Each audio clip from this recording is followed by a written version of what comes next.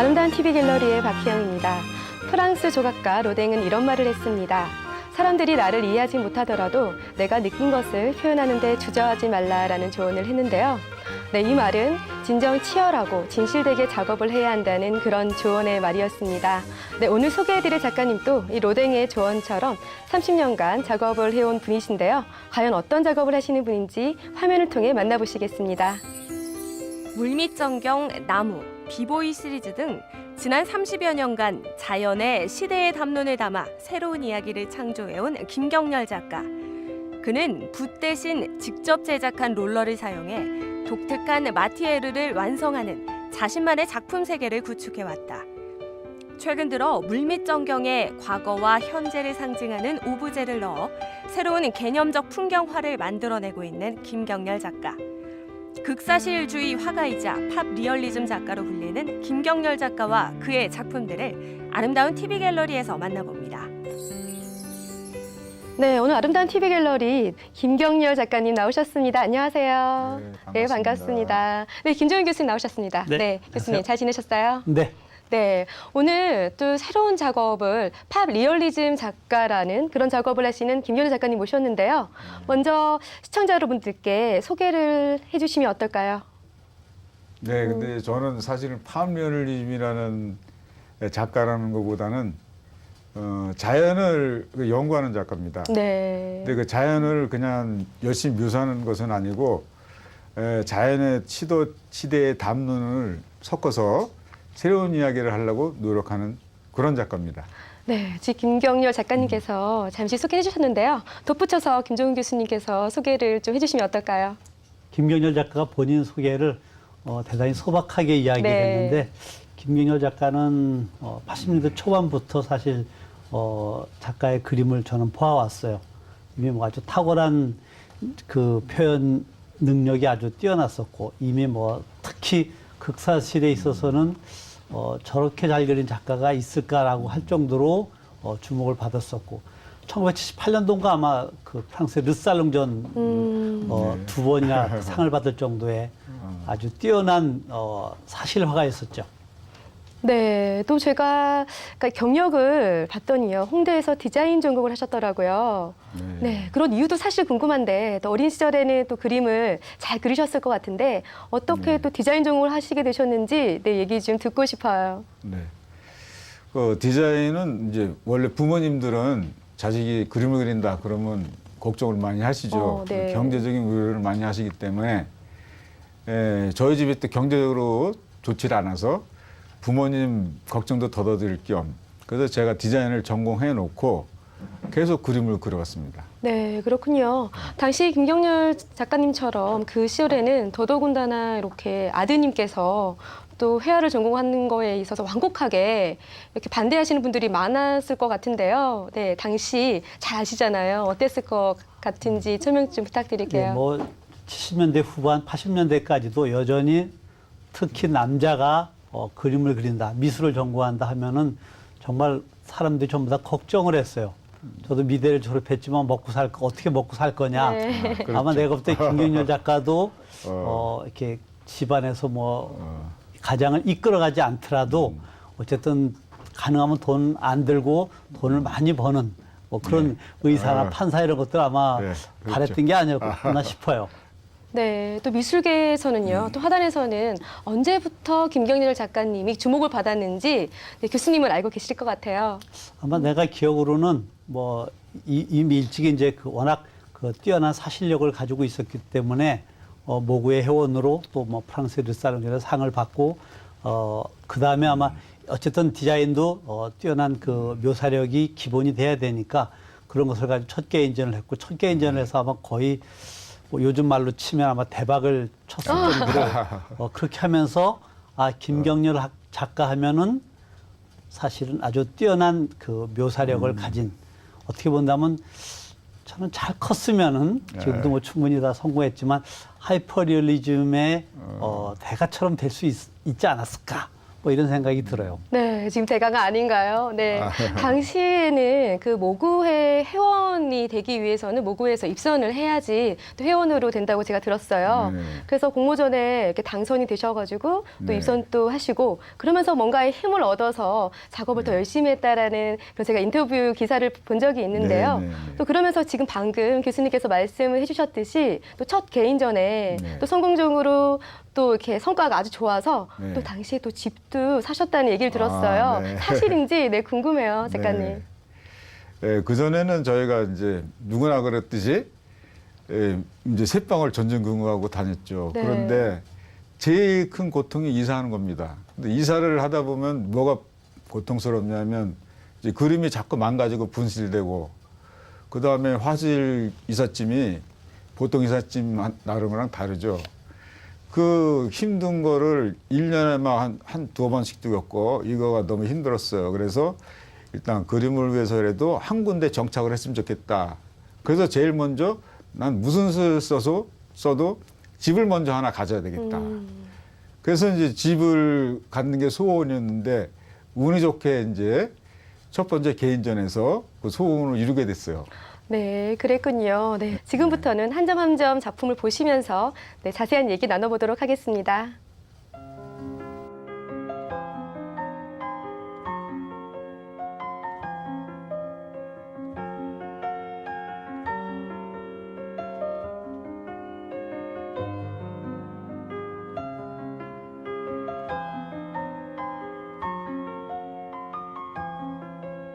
네, 저희 스튜디오에 김경열 작가님의 큰 작품들이, 대작들이 설치가 되어 있는데요.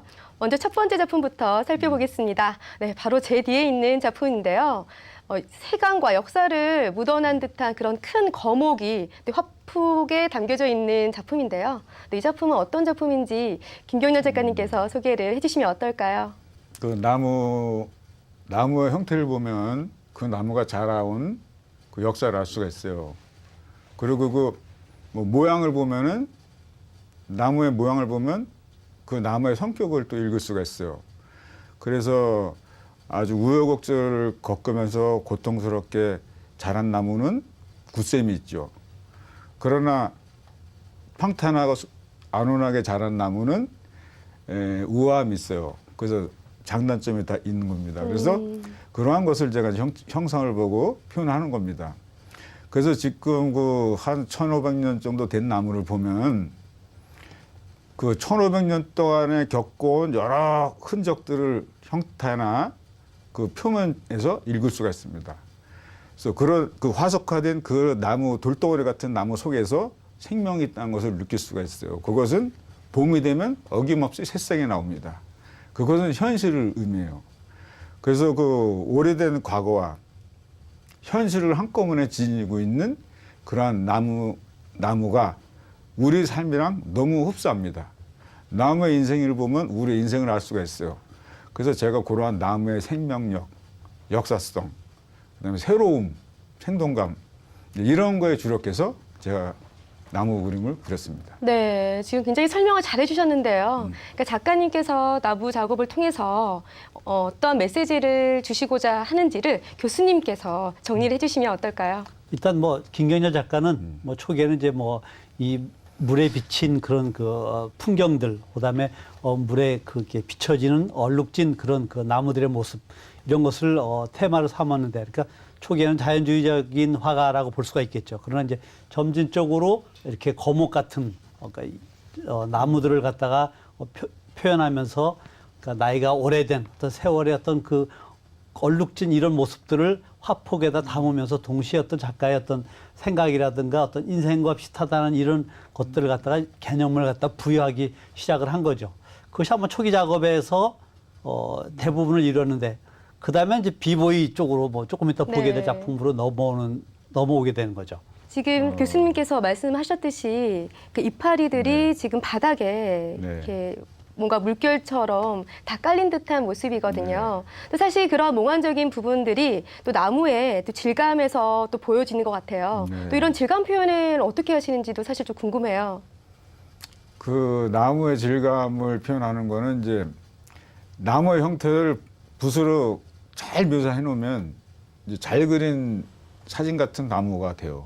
근데 그거를 떠나야 되거든요. 자기의 삶을, 자기의 느낌을, 감정을 표현하기 위해서 내면적인 사실성, 내가 느끼고 있는 감성을 사실적으로 표현하려면 붓으로 사진같이 그려갖고는 한계가 있거든요. 그래서 제가 연구한 것이 이제 마테리얼을 내는 겁니다. 밑에다가 물감층을 두텁게 만들어서 그 물감층으로 나무의 형상을 다 표현하고, 그 다음에 거기에 마지막 붓질을 살짝 가해서 이제 그 형상을 묘연한 그 생김새를 표현하는 것이죠. 그래서 제가 그 물감을 두껍게 입히는 층을 하는 방법은 그 롤라를 사용해서 그리고 있습니다. 그래서 롤라를 우리가 붓이 대중소가 있듯이 롤라도 제가 큰 거, 작은 거, 더 작은 거 이렇게 만들어서 그걸 사용하고 있죠. 네, 사실 그런 작가님의 노하우인데 방송을 통해서 이렇게 말씀해 주시는 거 어려울 것 같은데요, 교수님. 그렇지. 보통 작가들이 자기 작업의 어떤 그 기법이라든가 이런 노하우 같은 것을 잘 공개를 안 하려고 해요. 네. 심지어 어떤 작가 같은 경우는 자기의 그런 비밀들이 노출될까봐 네. TV에 출연을 못 하겠다고 한 작가도 있었잖아요. 그렇죠. 네, 그렇습니다. 근데 김경현 작가님께서 그 롤러를 공개를 하신다고 하셔서요. 지금 가지고 계세요. 다양한 크기의 롤러가 지금 보여지고 있는데요. 네, 한번 그래서 소개를 이게 좀 해주세요. 네. 이것은 이제 제가 쓰고 있는 붓입니다. 아, 네. 넓은 면을 칠할 때는 이 넓은 붓으로 하고, 네. 그 다음에 이제 아주 가는 면을 칠할 때는 이런 가는 붓으로 합니다. 네. 이런 가는, 요건 아주 더 잘게 잘라서 쓰는 것인데, 요거보다 더 가는 선을 나타낼 때는 이제 이렇게 샤프하게 생긴 이러한 노을라, 이 가장자리 각, 요거를 엣지라고 그러죠. 요것을 세로로 세워서 나뭇가지를 묘사를 하는 겁니다. 그러면 그렇군요. 붓으로 하는 것보다 둔탁하지만 더 예리한 선을 얻을 수가 있어요. 아, 네. 그래서- 그러면은 그런 지금 여기 있는 잔 선들을 거기 롤러에 있는 엣지 부분을 사용해서 이렇게 작업을 하신 건가요? 네, 그렇죠. 아, 굉장히 디테일했었어요. 그래서 네. 이런 걸 어떻게 표현하시나 했었는데, 네, 그런 방법이 있었군요. 네. 네, 이것을 사용하면 붓보다 더 강하면서 자연스러운 선을 얻을 수가 있습니다. 네, 그렇겠습니다, 교수님. 그래서 아마 근데 사실 보니까 나는 저거 일일이 다 붓으로 그린 줄 알았는데 실제 붓으로 그리지 않고 저렇게 롤라를 이렇게 네. 롤라의 그 엣지 부분을 사용해서 네. 그리는 기법 자체도 참 이렇게 특이하고, 그거 보면은 사실 김경열 작가의 이렇게 그림에 보면은 사인이 늘 리얼 김이에요. 그러니까 정말 사실적으로 그려내는 김병렬 작가라는 것을 의미하는 그런 사인이겠죠. 네, 그렇습니다. 두 번째 작품으로 넘어가면 어떨까 싶은데요. 바로 작가님 뒤에 있는 작품인데요. 리얼리즘 작가의 그 대표적인 그런 명칭을 얻은 작품이 아닐까라는 생각이 드는데요. 먼저 교수님께서 이 작품에 대해서 한번 얘기를 해봐 주세요.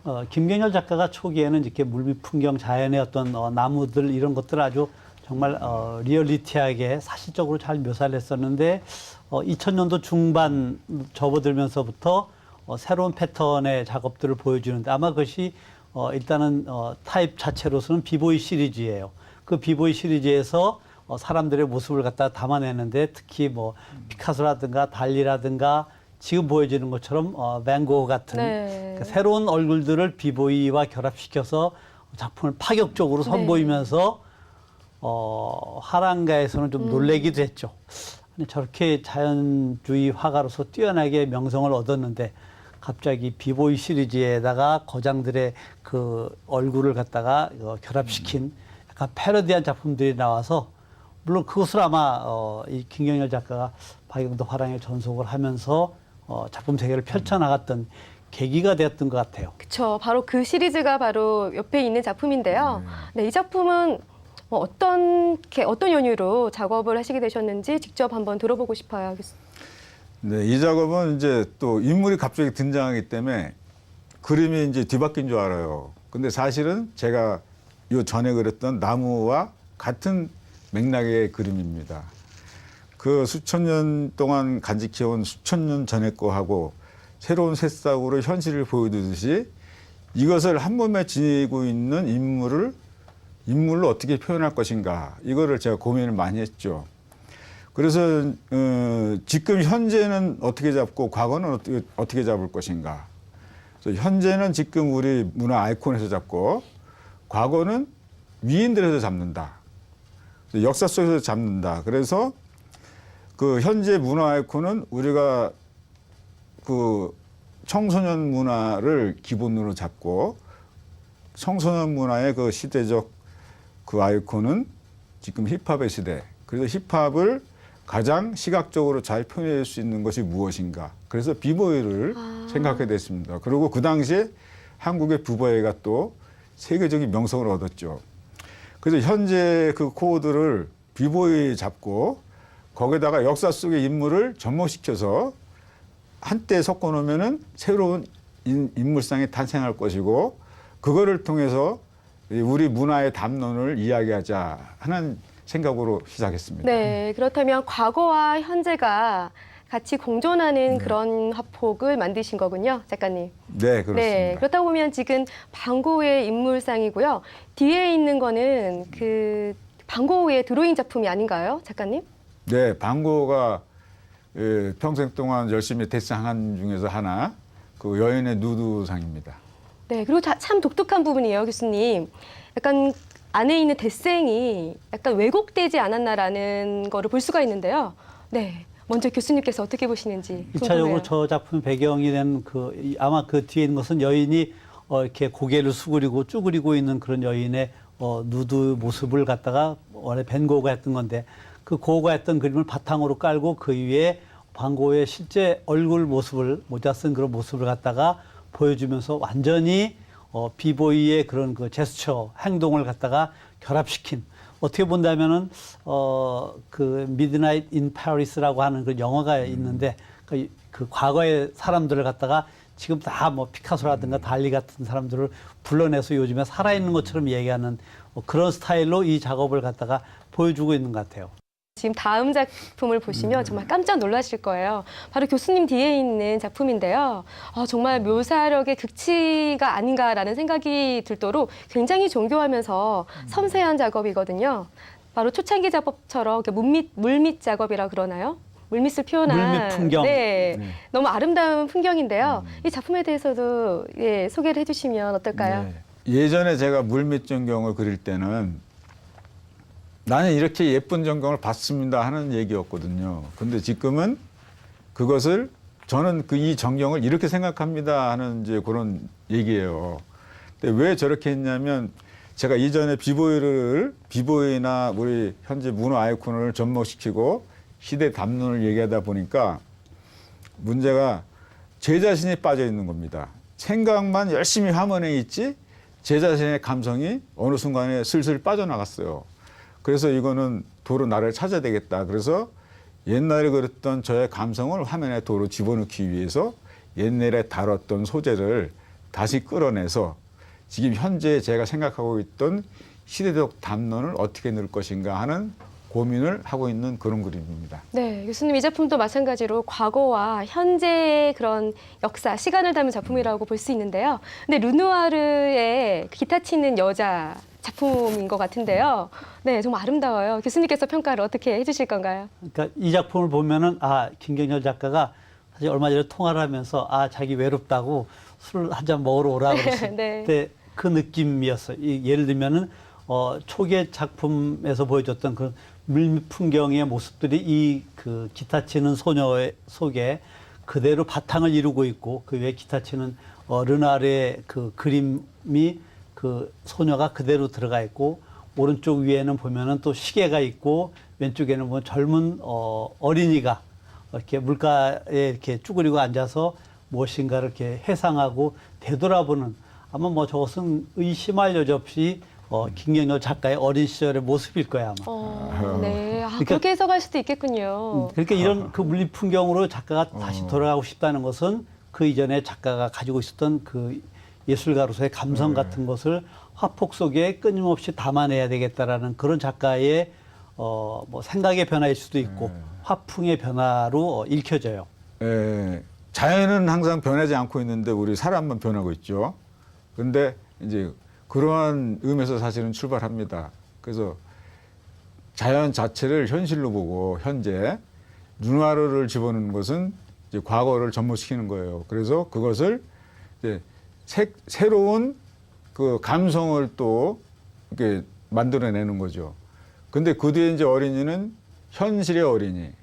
그 왼쪽에 달리의 작업은 시간의 영속이라는 그 상징적인 걸 넣어서 그 옛것과 지금과 이제 시간의 흐름을 또 상징적으로 부여시켜서 감성적인 화면에 어떤 개념적인 요소를 넣어서 조금 긴장감을 유발하는 그러한 장치 중에 하나죠. 그리고 그 징검다리가 사실은 핵심입니다. 징검다리라는 것은 이쪽과 저쪽을 연결시켜주는 매개체로서 이제 존재하고 그러니까 지금 현실과 과거를 연결시켜주는 연결고리도 되고 이러한 의미에서 징검다리를 제가 주제로 삼는 겁니다. 네, 교수님.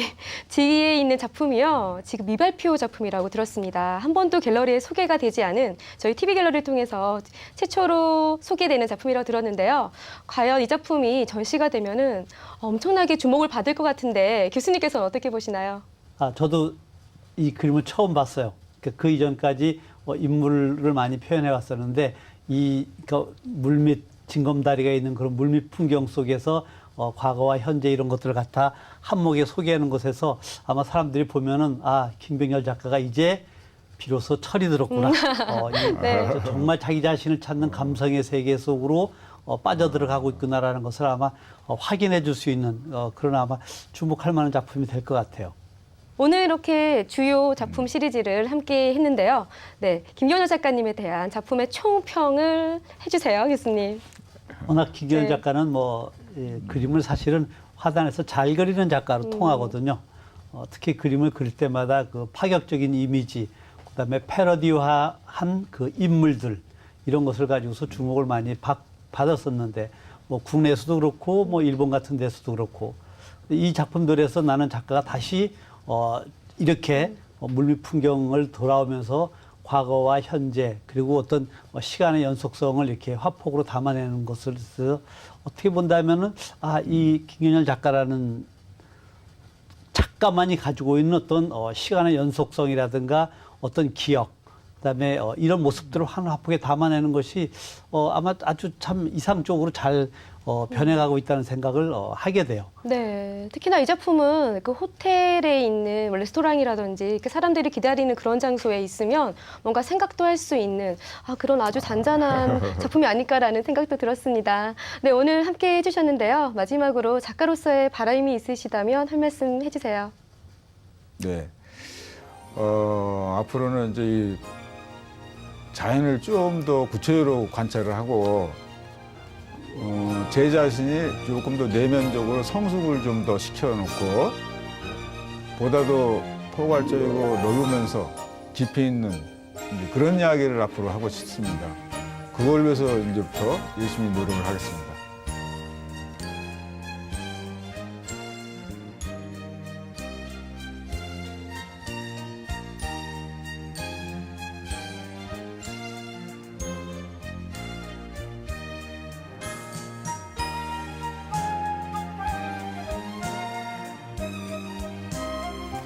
네, 아름다운 TV 갤러리 오늘은 김경렬 작가님과 함께했습니다.